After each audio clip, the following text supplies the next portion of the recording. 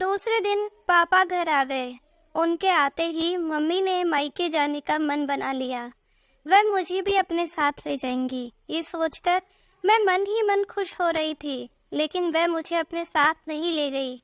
Mummy papa से ये बोलकर अकेली ही चली गई कि मैं मायके जा रही हूँ, माँ की तबीयत खराब है, मैं 2 दिन के बाद खुद ही आ जाऊंगी। पापा ये सुनकर बहुत ही खुश हुए। उनका रिश्ता भी अजीब था। मम्मी घर पर होती तो पापा बाहर होते, पापा घर पर होते तो मम्मी बाहर होती।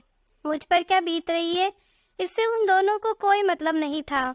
वैसे मैं भी इसकी आदी हो गई थी।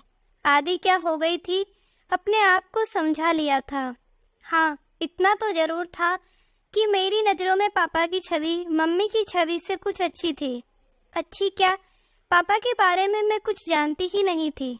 पति पत्नी के बीच की बढ़ती दूरियां बच्चों के लिए कितनी खतरनाक होती हैं, इसका एहसास मुझे अब हो रहा था। मैं एकदम ही अकेली पड़ रही थी। आज मैं दोपहर में ही स्कूल से घर लौट आई। दरवाज़ा खुला हुआ ही था। हाथ में फाइल लिए मैं बरामदे में आई तो जनानी आवाज़ सुनकर चौंक गई। अगले पल ही मैं इस सोच में पड़ गई, मम्मी आज मायके सुबह ही चली गई। ये पापा के बेडरूम में कौन औरत है? मैं ये सोचती हुई बेडरूम की ओर बढ़ गई। खिड़की का दरवाज़ा बंद था। दरवाजे में कुंडी लगी हुई थी। मम्मी पापा का बेडरूम एक ही था। मुझे ज़्यादा सोचना नहीं पड़ा कि अंदर का नज़ारा कैसे देखूं।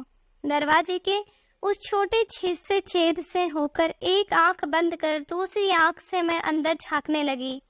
पापा एकदम निर्वस्त्र थे और वह महिला जिसे मैं कुछ कुछ पहचानती थी नाइटी गाउन में थी।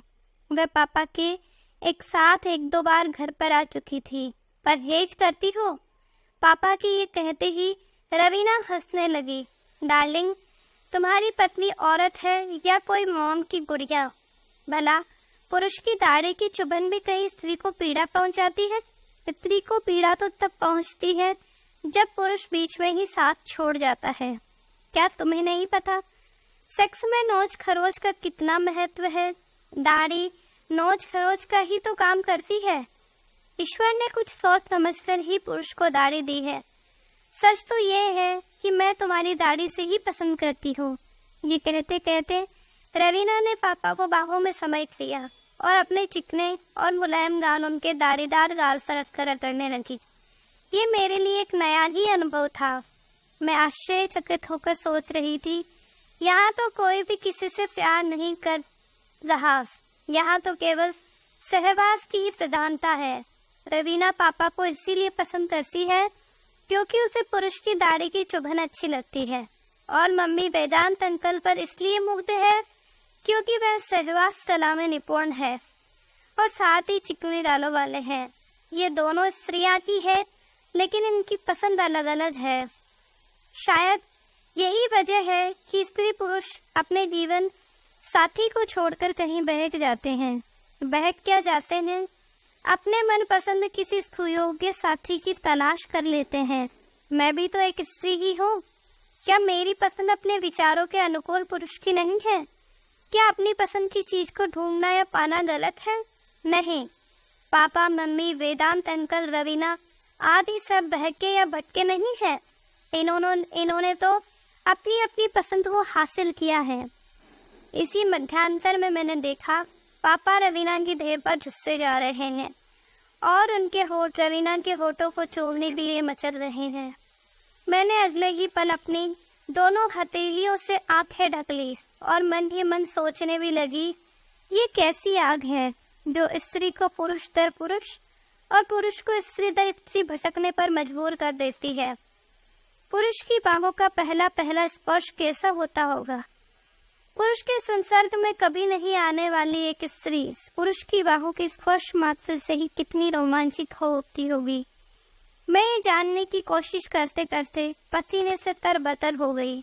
मैंने देखा मेरे हाथ के पसीने से फाइल भीग गई है और मेरे स्तनों से फूट आए पसीने ने मेरे बनियान को भिगो दिया है। मेरे हाथ अनायास ही मेरी जांघों पर चले गए। मुझे लगा मेरे भीतर भी कुछ कुछ हो रहा है। मैं वहां से सीधे अपने कमरे में चली गई। मुझे अच्छे बुरे का ज्ञान हो गया था। मेरे होठों से अनायास ही बोल फट पड़े। अब स्थिति मेरे सामने बिल्कुल ही स्पष्ट है। न तो मम्मी दोषी है और न ही पापा दोषी हैं। चरित्रहीन कोई नहीं है। एक दूसरे के प्रति अरुचि, नापसंदगी और परिस्थिति जन्य लाचारी ने ही दूसरे से संबंध बनाने के लिए मजबूर किया है।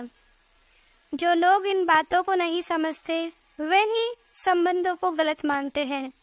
मैं मम्मी को भी जानती हूँ और पापा को भी जानती हूँ। मुझे अच्छी तरह से याद है, मम्मी पहले ऐसी नहीं थी। देह बेचना उसका धंधा नहीं था।